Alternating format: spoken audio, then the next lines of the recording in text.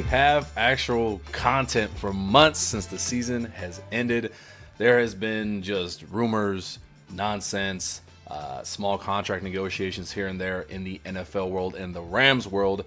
One that typically doesn't really have a lot of drama. We had the Cooper Kupp situation, Matthew Stafford's contract situation, and then that was about it. And then we just had months of mock drafts from internet nerds like myself, myself being Tuna, your host here at the First and Tuna podcast, where we're trying to do some fun stuff in regards to Rams and football content. Thanks for joining me today, guys. So what we've got, a little bit of a recap from the Rams draft. I know there's probably been dozens and dozens of articles and other podcasts that you guys have seen already. What I want to try to do today is just kind of skim through an article that we posted 2 days ago in regards to a snapshot of what each Rams drafted player is going to bring to the team, potential impact that they're going to have on 2025, and kind of how I see them developing a little bit further out. But yeah, thanks for joining me, guys. If you have not already, like, subscribe. We've got our socials here at the bottom. We're going to be doing some fun stuff in next week's episode. We're just going to be doing a giveaway. We've got hats back in stock as well, and maybe some other stuff. We'll check it out. But I have a story to tell. It's been bugging me. Before we jump into the football nonsense, I want to tell you a story about a young man named Tuna. Once walked into a Subway. You know, you're one of an old-time, pastime favorite of mine. Subway, sandwiches, $5 footlongs. Sometimes if you upgrade to the meal, you can get a cookie or two. And by God, are those chocolate chip cookies supremely underrated. Like, you give me a soft baked large chocolate chip cookie and I'm there. Give me a dozen of those. All right. If you see my Instagram story, I talked about this yesterday. I was in a pinch. I was at work, needed to get some food, and I was like, let me drop a few bucks. Let me get some Subway. Let me get a footlong, right? I don't know if this is a tariff situation. I don't know if they imported this sandwich. When I tell you I only got a footlong, mind you, it was a chicken bacon ranch, so I don't know, maybe that bacon is $10 of that cost. But all I got was a footlong sandwich and a drink. And I paid $21.50 for that sandwich.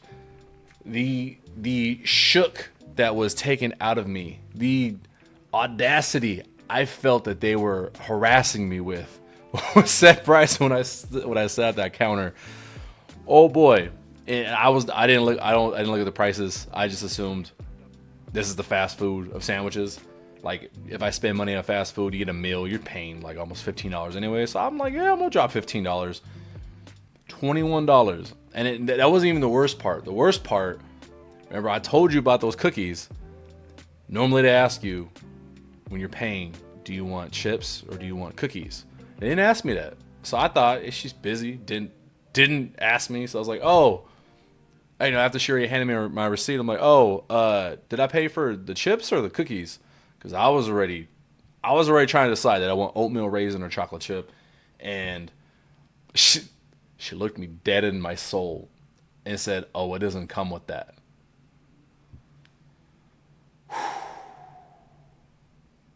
Good 5 seconds, sat there, stared at her, because I almost crashed out.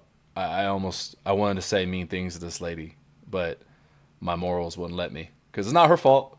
She's not Mrs. Subway, but the fact that I had to pay $21.50 for a sandwich and a drink only, and I got no scrumptious cookie, none of that.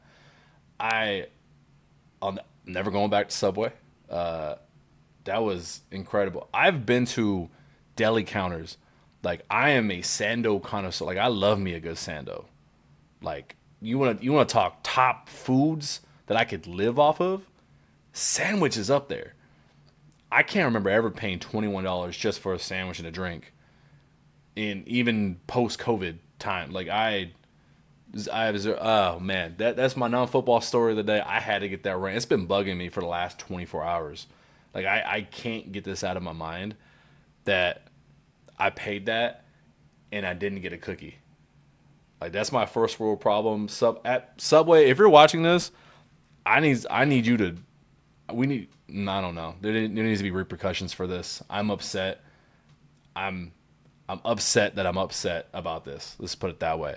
And for those of you trying to tell me to download the app and do this and that, that's a whole other battle. I'm not even going to get into that. We're not doing that today.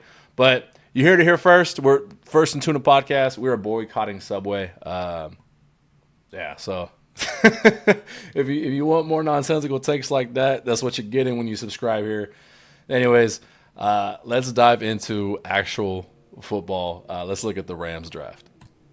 Okay. Looking at the first part, Rams had a first-round pick. That's something that we're not accustomed to. I know last year Rams drafted Jared Verse, who turned into the Defensive Rookie of the Year. This year, sat at 26. There was a lot of speculation coming into it. Who are they going to draft? Are they going to keep pounding the rock on the defensive side and add, kind of follow what the Eagles do? Are they going to add some offensive firepower? Are they good at receiver? Most of the smoke, though, from people who are way more in the know when it comes to the Rams and how McVay and Les Snead draft, were adamant that the Rams were going to draft either a tight end or trade back. Seemed like a 50-50 crapshoot, and it turns out those analysts were right. I ended up trading back with our old friend Raheem Morris. Now, first, it was funny. We were sitting with World Tour Rams at their little draft watch party. Shout out to them. That was a lot of fun. It was awesome. Met some incredibly fun people, and I cannot wait for the next event. But the second it was announced that the Falcons were trading with us to move up to pick 26, everyone's thought was, dude, what dirt was Heem have on McVay, where we're just gonna get fleeced? Because if you follow Rams trades, for some reason we love just kind of giving away players of value for pennies. It seems like it doesn't seem like it's hard to really understand the big picture when it comes to how the Rams decide who and what to trade where and for what compensation. But this time, Rams did the fleecing, and we're wearing the Lester Snead, the F them picks, in honor of the fleecing that he did. Or at least that's what people are calling it. I think it's pretty fair. Falcons moved up. They get James Pierce. They get a guy that they really, really are excited about. So they get 2 edges in the first round. Rams, looking at Stu Jackson's article here where he kind of was breaking down the picks in real time. So Los Angeles sent away pick 26 and number 101 to the Falcons in exchange for number 46, which is the second round pick, which we're going to talk about here in a minute. The 242nd pick in the 7th round. And next year's first round draft pick from the Atlanta Falcons. That is incredible. I'm not going to speculate too much about it. There's a lot of, I'm very vocal online on socials about the Rams' master plan to get Arch Manning because of having a Manning. Peyton Manning was my childhood. Sorry about the phone. Was my childhood quarterback hero. And having that lineage in Los Angeles, Hollywood, it just seems perfect. And then you factor in the Les Snead Texas connection. He loves his Texas guys. Now, does he even come out in the draft? That's other conversation. But now the Rams have 2 first-round picks. My headcanon is that somehow, whether it's Arch Manning, whether it's, I'll say it, Joe Burrow, Trevor Lawrence, Rams win the Super Bowl this year. That's my headcanon. Stafford rides off in the sunset. You can't finish any better than that. Rams are void at quarterback. They got 2 first-round picks. You either move up strongly to get a rookie you want in that draft class, or you use that trade package to bring in an all-pro veteran who's maybe unhappy on another team. So shout out to Raheem Morris. Thanks for that draft pick. That is super helpful, beyond helpful for the Rams and their potential foreshadowing of a quarterback of the future starting next year. So coming to the draft, the Rams had 46, 90, 127, 190, 195, 201, 202, 242. They ended up not using, 1, 2, 3, 4, 5, 6, 7, 8. They ended up turning these 8 picks into 6. Let's jump into my article where we're going to break down what each pick turned into and what I think about them. All right, this is coming straight from our website, www.firstandtuna.com. That's 1 ST and spelled out, tuna.com. Usually we have a recent episode. I'm leaving up our Rashida Liberty one, just since she is going to be coming back to the podcast here pretty soon to talk HBCU, all of our latest articles as well. So let's jump into this one. Really happy with how this article turned out. Had a little bit of writer's block recently, and it took me a few weeks. Took some motivation from some friends to get back onto the horse, essentially. Anyways, opening here, just kind of a little bit of imagery, a little bit of what's the phrase? A little bit of sensory writing here in regards to Josiah Stewart's draft call with Les Snead and Sean McVay. If you have not seen that video, we will link it below. But basically, young linebacker from Michigan, you can hear him. He's fighting back tears, talking to his new head coach. And a line he says really stood out to me. He says, "You're going to get the best out of me." And that really encapsulates how the Rams draft.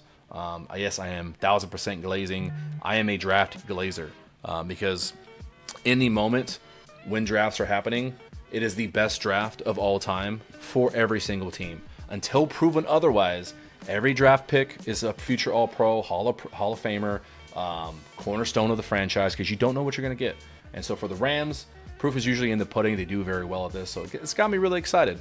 But for the Rams, the least that they do is they get the best out of all of their talent. Right here, where did I write it? I believe the Rams have delivered once again. They drafted talent at positions of need with players that can make an impact in 2025 while also developing into long-term starters. Let's take a quick dive into who each player is and how we expect them to turn out. That first pick, because of the Falcons trade, round 2 pick 46, turned into Terrence Ferguson, tight end, Oregon. Man, first glance, everyone's saying it. McVay gets his guy.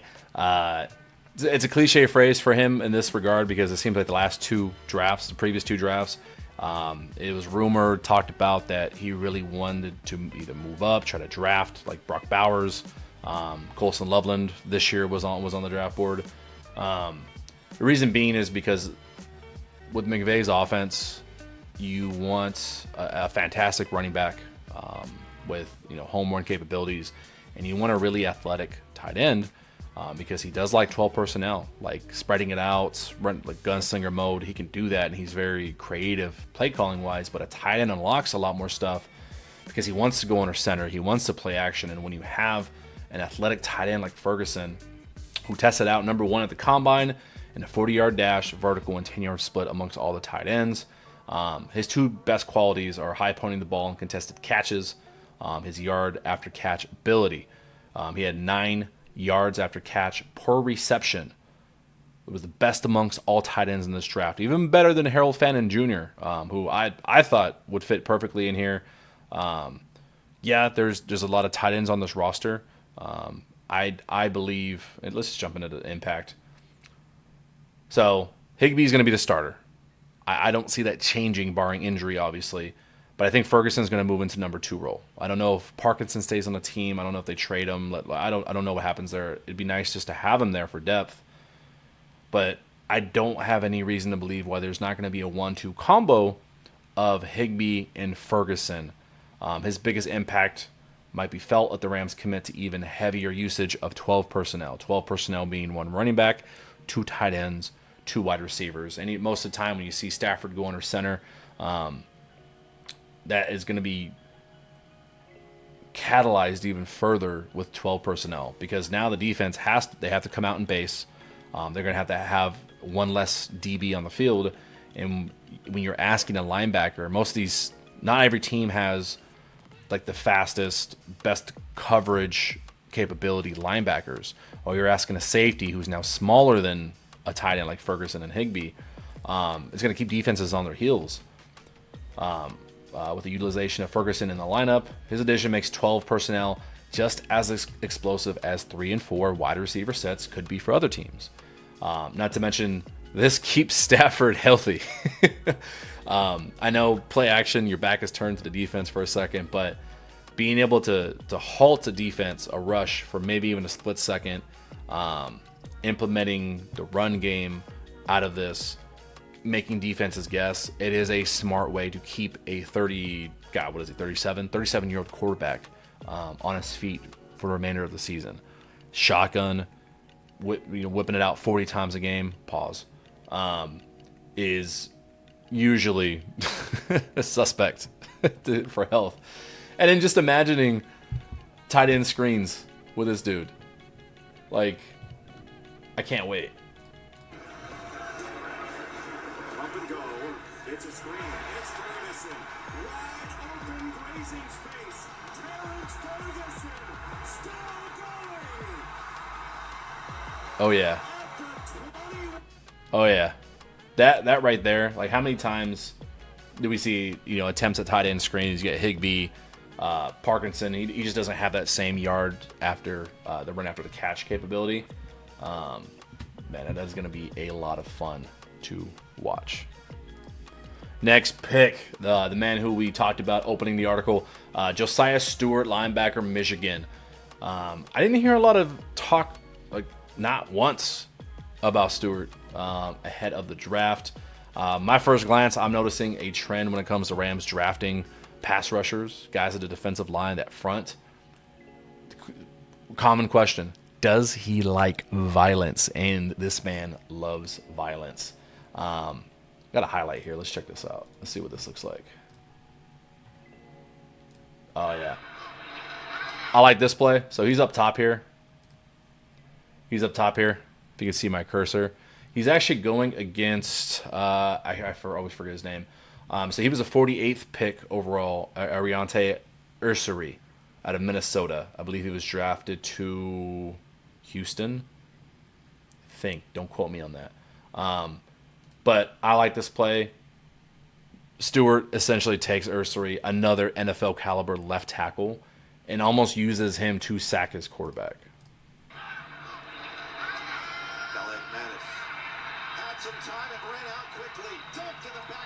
Drove him all the way back into his own quarterback.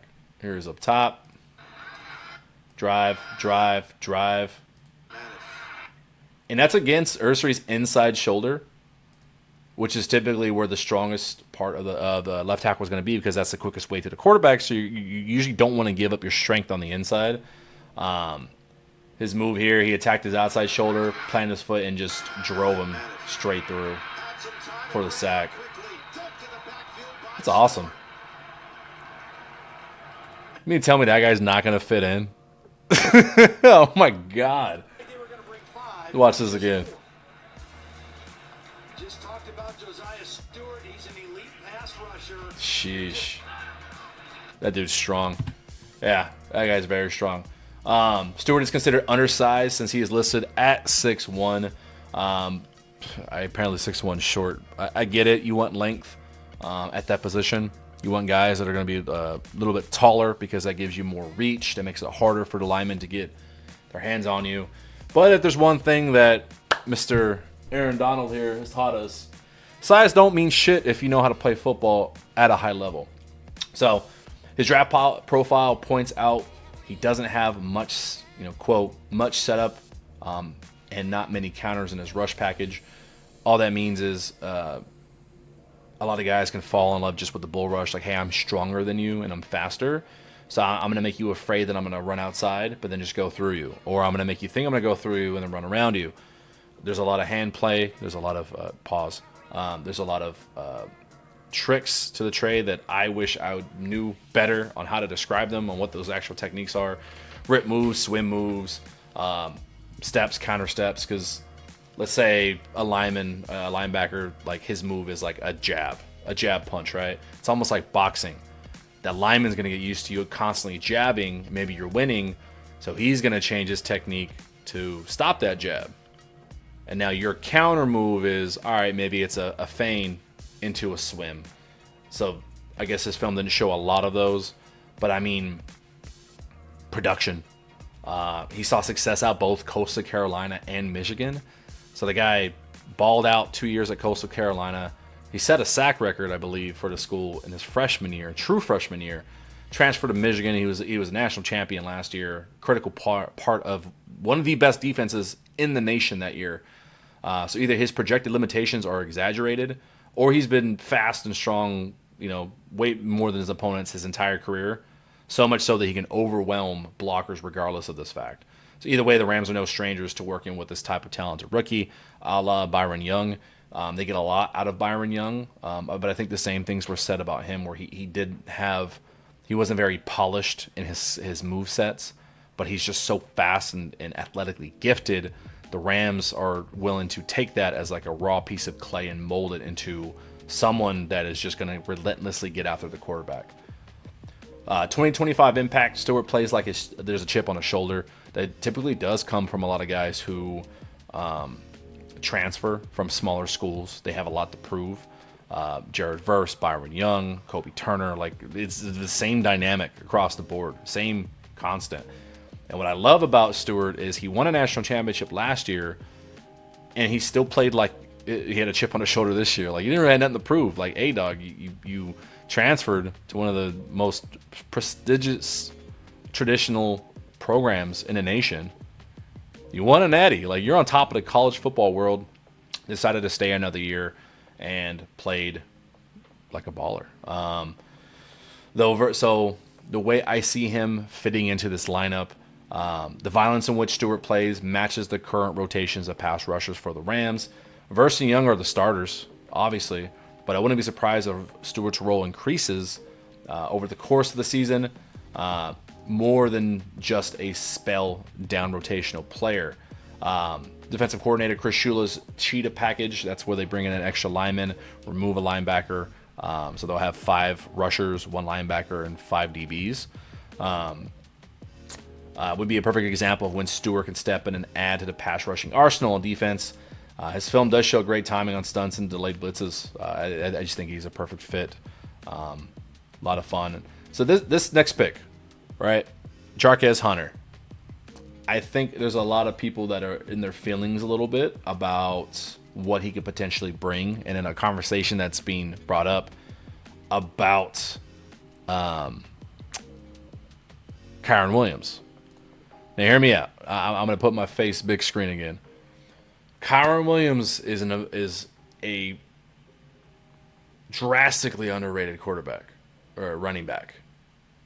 Like, Kyron Williams is massively underrated. He's very good at what he does. The one thing that he cannot do is set up for long breakaway touchdowns. He just doesn't have that top end speed, at least from what we've seen so far in his career, to not just take a 20-yard run. He can't break a 40, 60, 80-yard run. Introduce Jarquez Hunter. I hope I'm just saying it right. Out of Auburn. This guy's a bruiser.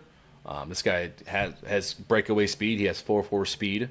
So at worst, like, Kyron Williams truthers, relax. We're on your side. We love the guy. We want him to be extended. Like, he turns like no gains into positive gains. Like, he's massively impressive in the red zone. You still need a home run hitter. Like, you just have to. Like, why do you want to limit the offense so much just because you love one player? It just doesn't make any sense to me. Anyways, how does this fit in with Jarquez Hunter? The dude is fun to watch on film. Like he does have one of the best running back highlight tapes from this past season. He just seems like a guy, like you're controlling him in NCAA football. It is so fun to watch him. So first glance, there is something terrifying about a guy. If I'm a defender and a running back doesn't have gloves on, it's going to be a long day. That guy's going to try and hit me in the fucking face. 539 career carries, 5 fumbles over those last 4 seasons. 5 fumbles. That is astounding for Auburn's 4th-ranked career rusher. The Hunter pick, like I said, shows McVay's acknowledgement of need for explosiveness in the run game. I think this fits similarly to adding Ferguson. Like, it just unlocks another level. Like, you have such a great core. You have such, like, hey, we can play at like a B+ to A- range. We can set up for long 10-play drives. What's missing from the Rams offense this past season was like, man, sometimes it'd be cool to watch this team just, bam, 3 plays, score. 3 plays, 80 yards, score. 5 plays, 90 yards, score. Like, sometimes you need to get lucky and have a big break. There wasn't a lot of luck, and sometimes that luck is unlocked with speed and just pure athleticism. Hunter is not just a bruising runner. When you pop on his tape, you see him going at guys a lot, but he has that 4.4 speed that I think could set up to be one of the best rotations in the NFL. He has a toughness to meet tacklers head up in the box, so he's not just the speed guy. So you're not going to lose that element with Kyron Williams taking a spell, but he is just as likely to bounce it outside and race defenders to pay dirt. His metric from 2024, second in explosive run rate. Like this is a direct answer to what's missing from the Rams' run game. 18.9%. Fourth in yards after contact per carry. This talks about his toughness. And then fifth in tackles eluded to rate. So it doesn't matter if it's in the box or in the open field against DBs. He's either going to run through you or around you. Like he's just pure running back. And I say it right here, I don't think he's going to overtake Kyron Williams at the start or any point this season. Kyron's ability to make every play a positive gain is sorely underrated.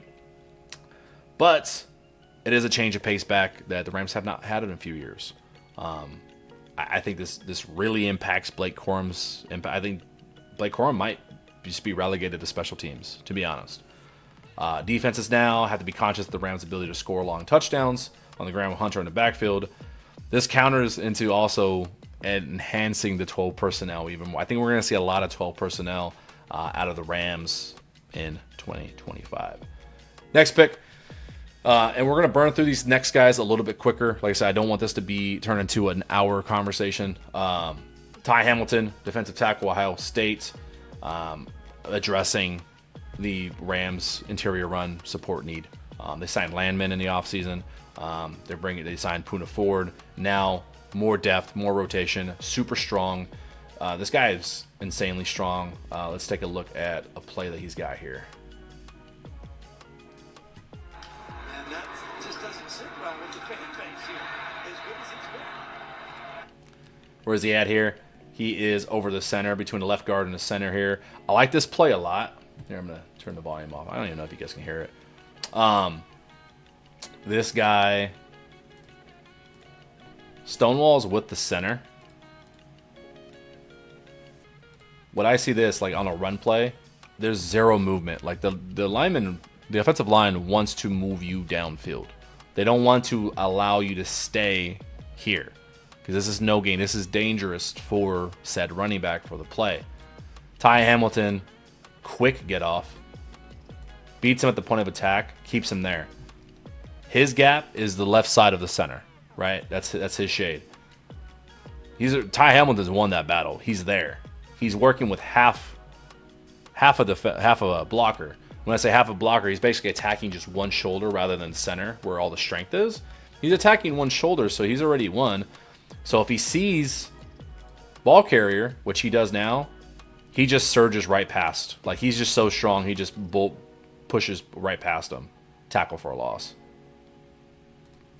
I think adding that element, like we already know what Kobe Turner, we've seen what Puna Ford did with the Chargers.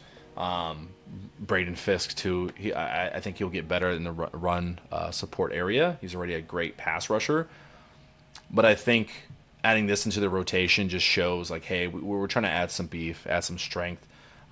Impressively, the guy is athletically gifted as hell. He tossed up 35 bench press reps at the combine. His RAS, or raw athletic score, was 9.22 out of 10 possible. And for context, that ranks him 160th out of 2,022 other defensive tackles since 1987. That means he's the just a fucking freak athlete. Laterally quick as well. He's not just strong. Again, another thing, they didn't see a lot of variety of move sets from him. So it might be more of a raw piece of clay of like this season. Maybe just more rotational early on, and then as the season goes on, we may see him a little bit more and more. But for a player in the interior defensive line, like a Ty Hamilton, like a Kobe Turner, sometimes when you don't hear their name, when you don't see them on a stat sheet, sometimes that means that they're doing their job as best as possible because people don't want to go there, or they're getting double teamed. And just real quick, Rams have shown a knack for acquiring defenders with unique athletic traits that need some polishing and technique and consistency. They trust their player development and coaches to get the most out of these players to be impactful early on in their careers. This guy's going to do great in Chris Shula's defensive schemes. Chris Paul Jr., this guy, yeah. I think Jordan Rodriguez, I can't remember if Blaine Grizzak at one point in his mock draft had Chris Paul Jr. going here too. But some Rams on the journalists on the inside, they had Chris Paul kind of linked with the Rams. I'm not sure if they're giving us winks looking at the draft board, or it just, obviously they are locked in. Like, they know the tendencies of this front office. I love Chris Paul's football IQ. It pops on film with how quickly his first step bullets him directly at ball carriers. I am obviously no direct defensive expert. I am an internet nerd talking about the Rams. But I love seeing chaos around the linebacker. Like, when he's around, he has a plan. If he's about to get blocked, he has a plan to shed the block. When he's around the ball carrier goes down. If he's defending the pass, if he's covering a tight end, he's sticky. He's batting at the ball. He's trying to get, like, he's just chaos, and you want that in a linebacker. That's like the volatile trait that I love. NFL scouting profile, quote, rarely gets caught in traffic with no course of action. He doesn't get lost in a wash when you got like pulling guards running at you and you're just like, I don't know what to do. Slow reaction, get blocked. Now they're running for 5 yards. We saw that a lot from the Rams linebacker core last year as they were getting up to speed, working together. I just think it's going to, overall, I don't think he's going to be the starter by any means. I think he will just be a sub piece. But bringing a guy in like him, his football IQ, I think it adds a level of competition to the room for Spates. Like, hey, if you're going to be the starter, like, we're going to put another rookie on your coattails. Like, keep your feet hot. Like, get better at diagnosing runs. Like, if this guy can do it, why the fuck can't you? I do want to watch this play though. So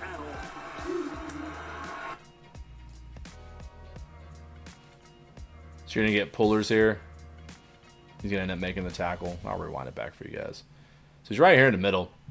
You're going to get pullers from the right side.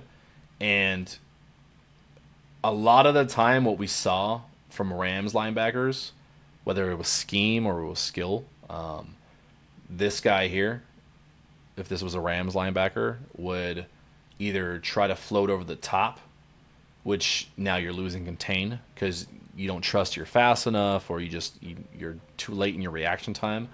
So now you're floating over the top, and this running back is still getting yards even if you make the tackle downfield. Or they're not athletic enough and they just kind of get blocked here. Here, Chris Paul makes a linebacker miss, or makes a lineman miss, makes a tackle for about a yard and a half. One more time. He's going to make one of these pullers whiff by working underneath them. Whoop!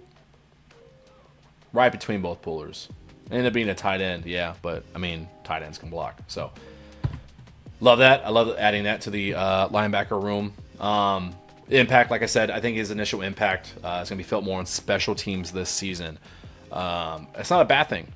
Like, you've got two other guys that are probably going to be the starter. You can only start so many guys. Rams pride themselves on finding late-round players with leadership qualities so that when they are asked to play on special teams, they'll run through a wall leading by example. This gives him playing time. This gets him on the field, allows him to build his credibility with the team to maybe potentially be a captain in the future. So apart from increasing the quality of the coverage units on special teams, I think his impact, like I said, while he's building his credibility with the team, is going to be on passing downs. His highlights are littered with a number of successful blitzes that resulted in both sacks and tackles for loss. I was impressed by his pre-snap gaming of the snap count as well. He could be a really fun like sub linebacker in the cheetah package. Remember, 5 linemen, 1 linebacker, 5 DBs.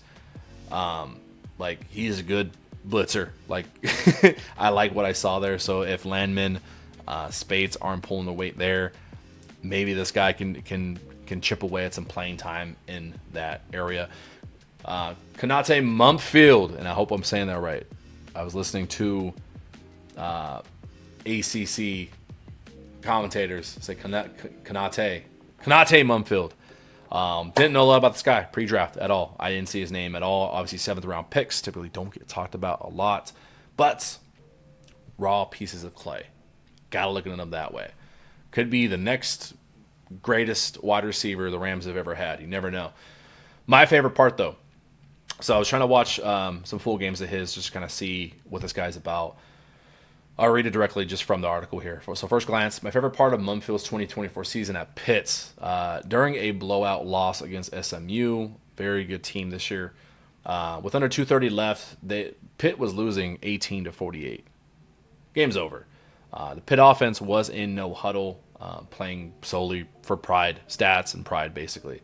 Mumfield, the captain of the team, was targeted multiple times on that drive. His tempo, attitude, demeanor, running back to the line, fighting for yards after the catch. He was like, if you hit the score and you only show the time, you would think, oh, this guy's trying to go win the game. That's the attitude that this guy plays with. So he's fighting hard, leading by example despite the situation. That sort of mentality from a wide receiver is something valued by the Rams organization. Like if somebody, I didn't pay too much attention to his run blocking. I know that's a huge thing people like to hang their hat on. Like, hey, is he a McVay guy? Is he a Coach Yarbs guy? A guy who's going to put forth that kind of effort late game in a losing battle. I'm pretty sure he's a willing blocker, even if he's not great at it. Possibly, maybe it's a technique thing. As long as the willow's there, the Rams are going to figure out how to make you good at it. His impact: the Rams' wide receiver room is deep. The depth chart should look like this week 1, barring everything perfect. Adams, Nakua, Atwell, Whittington, Smith, and Mumfield. I'm excited about the raw receiving ability that Mumfield has. If there is a stretch of injuries similar to 2024, the rotation of Atwell, Witt, Smith, and Mumfield, obviously, knock on wood, don't want bad things to happen to your 2-star receivers, but we've seen it happen to the Rams the last 2 years, and it sucks. It really sucks. But this lineup with the depth, with Mumfield being wide receiver 4, and then not to mention the tight ends as well, that gives me much more confidence if the Rams, let's say the first 8 weeks, like if it's a similar situation, slow start with some injuries, I feel more confident in this lineup here keeping a steady, like a sustained pass threat, like a credible pass threat to score more than just 1 touchdown a game than last week's did, because those guys Whittington and as a rookie, Xavier Smith saw very limited play time, and you got who was it? Demarcus Robinson being wide receiver 1. So this makes me feel better. Like, I love the depth that we have going into 2025. In the rest of the article, just some links, just where some of these stats came from. But yeah, that's my breakdown of the draft, guys. Woo! We did it. We did it under 40 minutes. That is my draft breakdown. Hopefully you guys see something out of here that maybe, hey, I didn't know that much about, said draftee. Now this guy might be one of your favorites. Maybe that inspires you to go watch some of their highlights for yourself. But yeah, that's all I got for you guys today. Next week, we're going to break down a little bit more film on some of these guys, kind of see what their strengths are. And if you have not, check us out. Socials are at the bottom. Comment what you guys think about this draft moving forward. And I'll see you guys next time. Love you. Bye.